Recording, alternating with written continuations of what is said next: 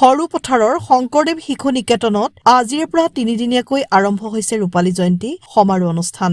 উলহ মালহেৰে আৰম্ভ হোৱা অনুষ্ঠান ভাগৰ পুৱা স্মৃতি তৰ্পণ, পতাকা উত্তোলন আৰু ৰূপালী জয়ন্তী স্মাৰকৰ উন্মোচন কৰে। পিছত ৰূপালী জয়ন্তী সমাৰোহৰ লগত সংগতি ৰাখি ৰূপগন্ধা নামেৰে এখন স্মৃতি গ্ৰন্থ উন্মোচন কৰে। পৰৱৰ্তী সময়ত বিশিষ্ট সাংবাদিক তথা বক্তা চক্ৰপাণি পৰাশৰৰ পৰিচালনাৰে এখনি বক্তৃতা অনুষ্ঠান অনুষ্ঠিত হয়। অনুষ্ঠানৰ শেষৰ ভাগলৈ নিকেতনৰ ছাত্ৰ-ছাত্ৰীৰ দ্বাৰা সাংস্কৃতিক সন্ধিয়াৰ আয়োজন কৰে।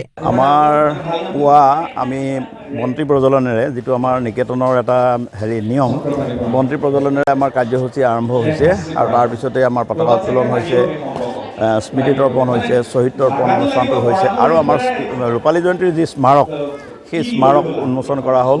আৰু তাৰপিছতেই আমাৰ প্ৰয়াত দুজন শিল্পী, অসমৰ হাৰ্টথ্ৰব জুবিন গাৰ্গ আৰু আমাৰ ভূপেন হাজৰিকাদেৱৰ স্মৃতিত শ্ৰদ্ধাঞ্জলি অনুষ্ঠান হ'ল। তাৰপিছতেই আমি বৃক্ষৰোপণৰ কাৰ্যসূচী সম্পাদন কৰিলোঁ আৰু তাৰ পাছত এই ৰূপালী জয়ন্তীৰ স্মৃতিবোৰ, এই কাৰ্যসূচীবোৰ ধৰি ৰখাৰ কাৰণে আমি যিখন স্মৃতিগ্ৰন্থ ৰূপগন্ধা নামৰ প্ৰস্তুত কৰিছিলোঁ, সেই স্মৃতিগ্ৰন্থ উন্মোচন হ'ল। আৰু এতিয়া আমাৰ এই বক্তৃতা অনুষ্ঠানত সাংবাদিক চক্ৰপাণি পৰাশৰ ডাঙৰীয়াই অনুষ্ঠানটো চলাই আছে। স্মৃতিগ্ৰন্থ কোনে উন্মোচন কৰিছে? স্মৃতিগ্ৰন্থ উন্মোচন কৰিছে বৰপথাৰ মহাবিদ্যালয়ৰ অধ্যক্ষ ডক্টৰ পবিত্ৰ চুতীয়া মহোদয়ে। কালিলৈ আমাৰ প্ৰাক্তন ছাত্ৰ ছাত্ৰীসকলৰ সন্মিলন আছে আৰু লগতে প্ৰাক্তন যিসকল আচাৰ্য আছে আৰু আমাৰ পৰিচালনা সমিতিৰ প্ৰাক্তন যিসকল বিষয়ববীয়া আছে জীৱিত, তেখেতসকলৰ লগত অন্তৰংগ আলাপ আছে কালিলৈ। 2001 চনতে এই বিদ্যালয়খন নিকেতনখন প্ৰতিষ্ঠা লাভ কৰিছিল আৰু আজি আহি 25টা বছৰ গৰকি আজি প্ৰথম দিনৰ কাৰ্যসূচী ৰূপালী জয়ন্তীৰ ইতিমধ্যে হৈ আছে। পুৱাৰ ভাগত আৰম্ভণিতেই পতাকা উত্তোলন কাৰ্যসূচী আৰম্ভ হ'ল, তাৰপিছতে স্মৃতি তৰ্পণ, তাৰপিছতে শ্বহীদ তৰ্পণ, তাৰপিছতে আমি আমাৰ দুজন প্ৰয়াত ব্যক্তি চৰ্দাৰ ভূপেন হাজৰিকা আৰু আমাৰ হিয়াৰ আমঠু জুবিন গাৰ্গৰ শ্ৰদ্ধাঞ্জলি অনুষ্ঠান আয়োজন কৰিছিলোঁ। তাৰ পাছতেই আমাৰ এতিয়া বৰ্তমান আপোনালোকে শুনিবলৈ পাইছেই, দেখিবলৈ পাইছে, বক্তৃতা অনুষ্ঠান চলি আছে। আমাৰ সুবক্তা চক্ৰপাণি পৰাশৰ আহি ইতিমধ্যে আমাৰ মাজত উপস্থিতো হৈছেহি। আজিৰ দিনৰ কাৰ্যসূচী ইমানেই আছে। ইয়াৰ পৰৱৰ্তী পৰ্যায়ৰ সন্ধিয়া ভাগলৈ আমাৰ নিকেতনেৰে ছাত্ৰ ছাত্ৰীৰ দ্বাৰা সাংস্কৃতিক সন্ধিয়াৰ আয়োজন কৰা হৈছে।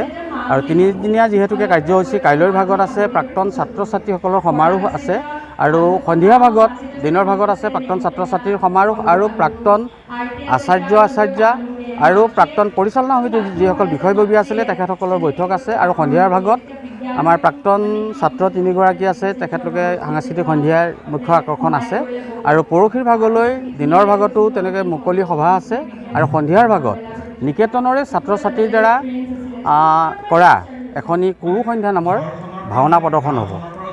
এইখিনি তিনিদিনীয়া কাৰ্যসূচী। গতিকে এই তিনিদিনৰ কাৰ্যসূচীত আমি আপোনালোকৰ জৰিয়তে, আপোনালোকৰ চেনেলৰ জৰিয়তে সকলোকে আহ্বান জনাইছোঁ যাতে আহি উপভোগ কৰে আৰু আমাক আপ্যায়িত কৰে।